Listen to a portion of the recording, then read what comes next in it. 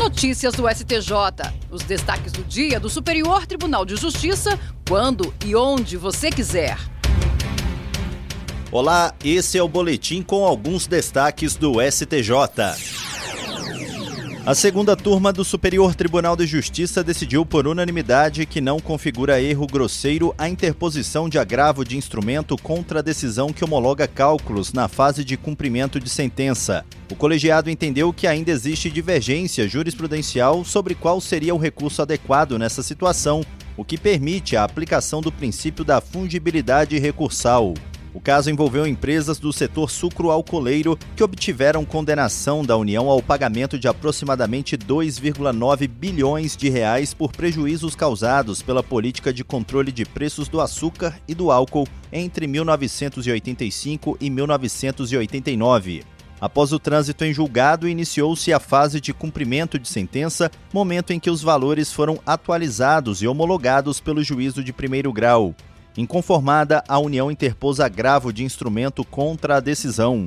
Entretanto, o Tribunal Regional Federal da Primeira Região não conheceu do recurso, entendendo que a decisão possuía natureza de sentença e que o recurso cabível seria a apelação. Para o Tribunal Regional, a utilização do agravo caracterizaria erro grosseiro, impedindo a aplicação da fungibilidade recursal. No STJ, o colegiado da segunda turma deu provimento ao recurso especial para afastar o não conhecimento do agravo e determinar que o TRF1 realize o julgamento do mérito.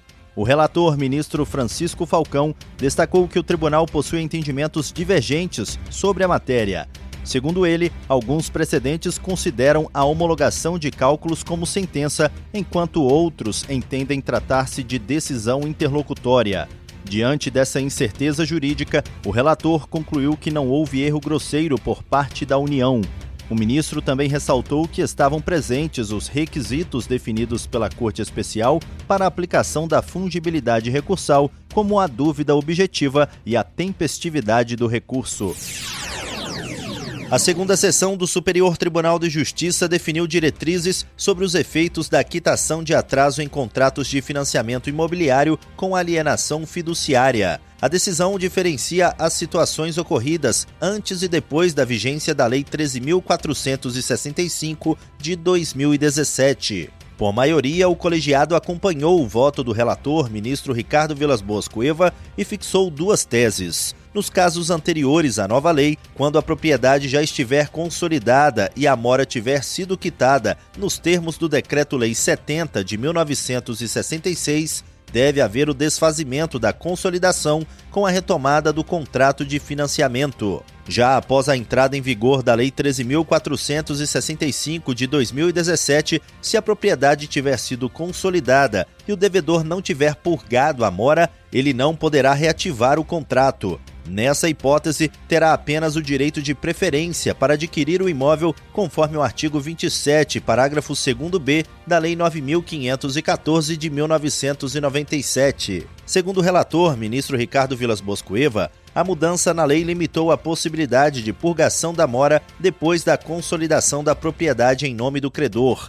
Ele destacou que o entendimento vem sendo reiterado pelo tribunal. A decisão também determina que a nova regra se aplique inclusive a contratos firmados antes de 2017, desde que a consolidação da propriedade e a ausência de purgação tenham ocorrido já sob a vigência da nova lei. Essa decisão foi tomada em julgamento realizado sob o rito dos recursos repetitivos, tema 1288. Isso significa que ela vai servir de base para os demais tribunais do país quando julgarem casos semelhantes. Agora, os processos que tratam da mesma controvérsia e que estavam suspensos à espera do precedente qualificado podem voltar a tramitar.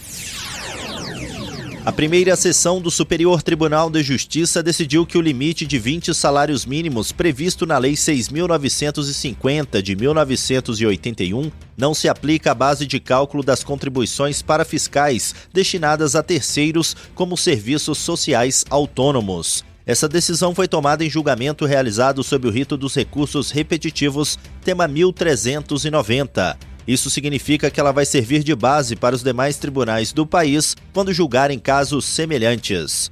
A tese firmada alcança o salário educação e contribuições destinadas a entidades como Serviço Nacional de Aprendizagem Rural, o Senar, Serviço Social do Transporte, o SEST, Serviço Nacional de Aprendizado do Transporte, SENAT, Serviço Nacional de Aprendizagem do Cooperativismo, SESCOP, Serviço Brasileiro de Apoio às Micro e Pequenas Empresas, o SEBRAE, Agência Brasileira de Desenvolvimento Industrial, a BDI, Agência Brasileira de Promoção de Exportações e Investimentos, Apex Brasil, Fundo Aeroviário, FAER, Diretoria de Portos e Costas, DPC, e Instituto Nacional de Colonização e Reforma Agrária, o INCRA. O colegiado destacou que, em 2024, no julgamento do tema 1079, já havia definido que o teto não incide sobre as contribuições ao SENAI, SESI, SESC e SENAC após a entrada em vigor do Decreto-Lei 2318 de 1986. A relatora, ministra Maria Tereza de Assis Moura, explicou que no caso do salário educação, do Senar e do Sescop, a própria legislação específica e a Constituição já estabelecem a base de cálculo, afastando a aplicação do limite. Quanto às demais entidades, a ministra afirmou que algumas contribuições possuem a mesma base de cálculo das destinadas ao SESI, SENAI e SESC, seja por destinação diversa, seja por incidirem como adicional sobre essa base, que igualmente afasta o teto. A primeira sessão também decidiu não modular os efeitos da decisão. Segundo a relatora, não havia jurisprudência consolidada favorável aos contribuintes que justificasse a medida excepcional. E esse foi o Notícias do STJ de hoje. Para ouvir mais, acesse o Spotify ou o SoundCloud do STJ. Tchau, tchau. Notícias do STJ, uma produção da Secretaria de Comunicação Social do Superior Tribunal de Justiça.